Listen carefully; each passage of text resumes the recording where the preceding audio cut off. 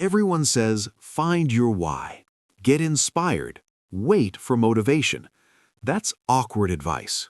Inspiration is useful, not reliable. Discipline is what actually moves you. But discipline isn't a character trait. It's tolerance for discomfort. That line lands like a slap because it's true. You wake up wanting to change. You buy the book, open the app, make the plan. Then something small shows up, a hard moment, a boring stretch, the first failure, and you stop. Not because motivation vanished, because you hit discomfort and chose safety instead. Everyone says, find your why. Get inspired. Wait for motivation. That's awkward advice. Inspiration is useful, not reliable. Discipline is what actually moves you. But discipline isn't a character trait. It's tolerance for discomfort. Here's what most people miss. The barrier isn't desire, it's avoidance. Relatable example. You procrastinate on an essay. You tell yourself you'll start after one more scroll. You feel guilty. You plan to be productive tomorrow. That loop repeats. It isn't lack of desire for progress, it's the immediate discomfort of sitting down, facing a blank page, feeling small. So you choose temporary comfort, scrolling, busy work, anything that eases the moment. Another example. You want to exercise. You wake up, your body protests, you tell yourself you'll go tomorrow. The real enemy wasn't laziness. It was the soreness, the breathlessness, the ego bruised by a slow jog. So you avoid the feeling. This is the pattern for most habits. Small, unpleasant sensations show up. We flinch, we retreat. Fixing motivation won't fix the flinch. So let's reframe discipline. Not willpower, not magic. Discipline equals tolerance for discomfort. That idea changes everything. But how do you actually build tolerance? That's where most advice fails. It's theoretical. Here are 3 clear, practical steps that actually work. Simple to implement tonight. No big ceremony. Step 1. Name the discomfort. Small experiment. When you feel like avoiding something, pause and say out loud or in your head, I'm avoiding X because of Y. Example, I'm avoiding the essay because I'm afraid of being judged. Or, I'm avoiding the run because I don't like the burn in my lungs. Naming it strips the power away.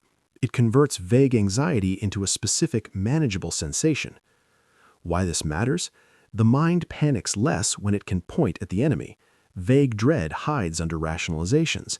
Naming makes the discomfort a visitor you can handle, not a stranger who owns the house. Step 2. Micro-exposures. Don't plan to sit for 3 hours. Plan 5 minutes. Pick the smallest meaningful version of the task and commit to it. For the essay, open a document and write 1 sentence. For the run, put on shoes and walk for 5 minutes. For cold showers, get the water to where it's uncomfortable for 30 seconds. This works because tolerance builds like a muscle. You can't deadlift 200 kilograms the first day. You warm up with 5 kilograms, then 10, then 20. Exposure shrinks the fear. The initial pain no longer signals catastrophe, it signals practice. Make this a non-negotiable rule. Start with 5 minutes. No negotiation after the start. If you feel the urge to bail, remember why you named the discomfort. Small exposures stack. 2 weeks of 5-minute starts beat 1 weekend of heroic effort. Step 3. Anchor discomfort to identity and environment. 2 parts. First, identity. Say, I'm the kind of person who starts, not I want to be. The present tense matters. Identity anchors behavior. If you start with tiny actions and identify with starting, the discomfort becomes part of who you are. It no longer feels foreign. Second, the environment. Remove friction for the start and add friction for the avoidance. Want to write? Put your laptop on the kitchen table and remove your phone from the room. Want to stop doom scrolling?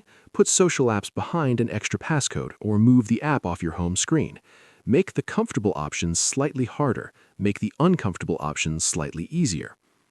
Why this matters? Most willpower is spent on small, avoidable decisions. Manipulate the context and you reduce the number of times you have to tolerate discomfort. Quick story. I used to tell myself I'd work more, but I never did. I set a rule, Open my writing document and write one sentence before breakfast. I told myself I'm the kind of person who writes before coffee. The first week felt awkward. The discomfort of starting was real. After 3 weeks, the discomfort shrank. The habit stuck. The secret wasn't motivation. It was consistent exposure to the unpleasant first step. Now, tactics to accelerate tolerance. Tactic A, the 5-minute rule. Start for 5 minutes. If you want to stop after 5, you may. Usually, you don't. The inertia of starting carries you forward. Tactic B, the micro-win stack. After the 5 minutes, give yourself one small win unrelated to the task. A glass of water, a checked box, anything that signals progress. Reward signals help the brain reframe discomfort as a path to reward. Tactic C, pre-commitment.